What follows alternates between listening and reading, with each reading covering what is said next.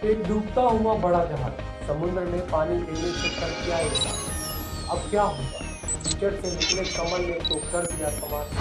फिर कमल ने कहना शुरू कर दिया, अब नहीं हो परेशान, बन जाओ खुद ही आप महान। हम में ताकत तो बहुत है, राष्ट्रभक्त का नारा अब कर रहा है बहुत सारी पार्टियों को परेशान। कीचड़ से निकला कमल ने तो कर दिया सबको हैरान, अब नहीं रहा हाथ को अपने हाथ पर दिखाओ। जी हाँ, ये सारी कहानी महागठबंधन के टूटने की है। चुनाव करीब है, केंद्र में सरकार का पुनः शपथ ग्रहण होने का संकेत दिखाई पड़ रहा है। क्या 2024 चुनाव में भी जनता कमल को बरकरार रखने का काम करेगी और प्रधानमंत्री नरेंद्र मोदी एक बार फिर भारत के नेतृत्व करेंगे। 2024 का लोकसभा चुनाव दो प्रमुख गठबंधन के बीच हो रहा है, सत्ताधारी एनडीए और दूसरी तरफ सभी प्रमुख विपक्षी दलों का गठबंधन India. This is the new age. Now done.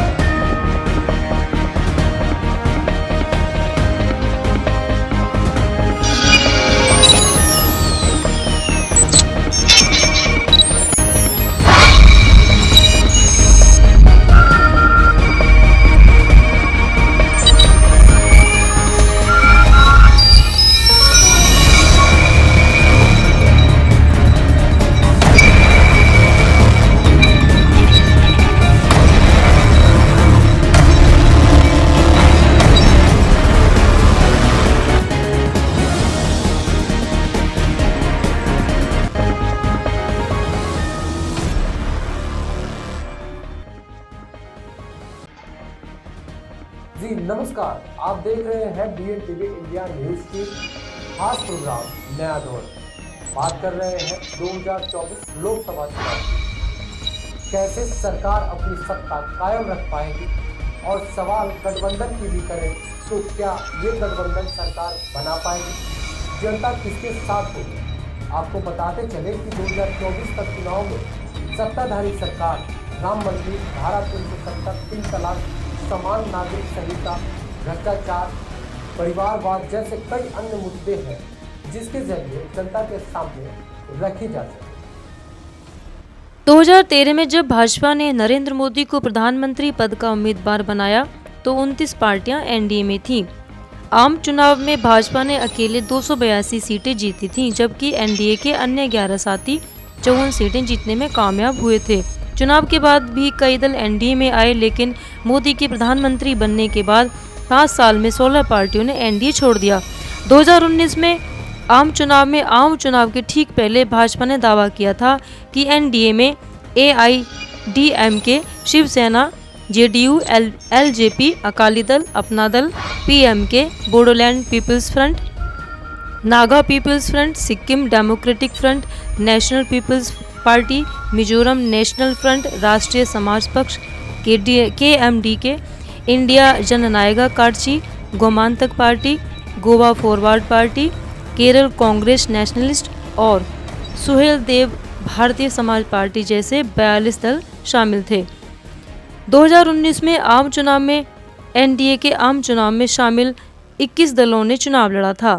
इनमें भाजपा समेत 13 पार्टियां सीट जीतने में कामयाब रही थी। एनडीए को कुल 354 सीटें मिली थीं, जिनमें से भाजपा को 303 और अन्य 12 दलों को 51 सीटें मिली थीं। 2019 आम चुनाव के बाद महाराष्ट्र, हरियाणा, झारखंड, दिल्ली में विधानसभा चुनाव हुए हैं। इनमें से 3 राज्यों में भाजपा हार चुकी है, 2 में सत्ता गंवा चुकी है।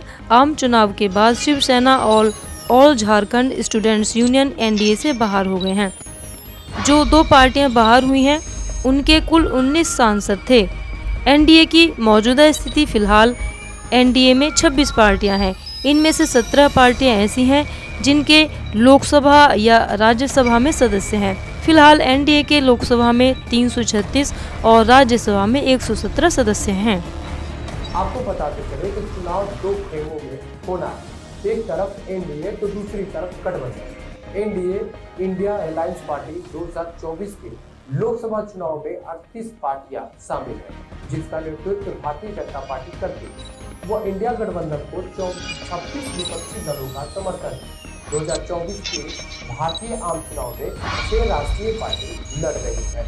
भारतीय जनता पार्टी, भारतीय राष्ट्रीय कांग्रेस और भारतीय कम्युनिस्ट पार्टी, मार्क्सवादी, Bahujan Samaj party, national people's party और आम आदमी पार्टी, जिनमें से भाजपा को छोड़कर सभी इनमें से एक का हिस्सा है गठबंधन। भारत में एनडीए का शासनकाल शुरुआत 1998 में हुई थी और वर्तमान में यह भारत सरकार के साथ साथ 17 भारतीय राज्यों और एक केंद्र शासित प्रदेश की सरकार को नियंत्रित करता है। फिलहाल एनडीए घटक दल 22 राज्यों में है। 18 राज्यों में एनडीए की सरकार है। This is the new age. Now done. अब बात आती है 2024 लोकसभा चुनाव से पहले मुख्यमंत्री नीतीश कुमार के आने से एनडीए को क्या फायदा हो सकता है।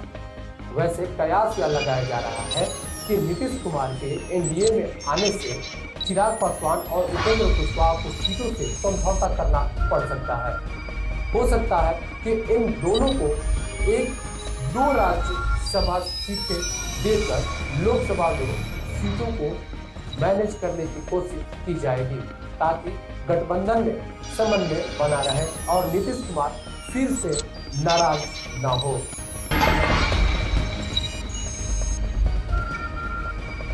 This is the new age. Now done.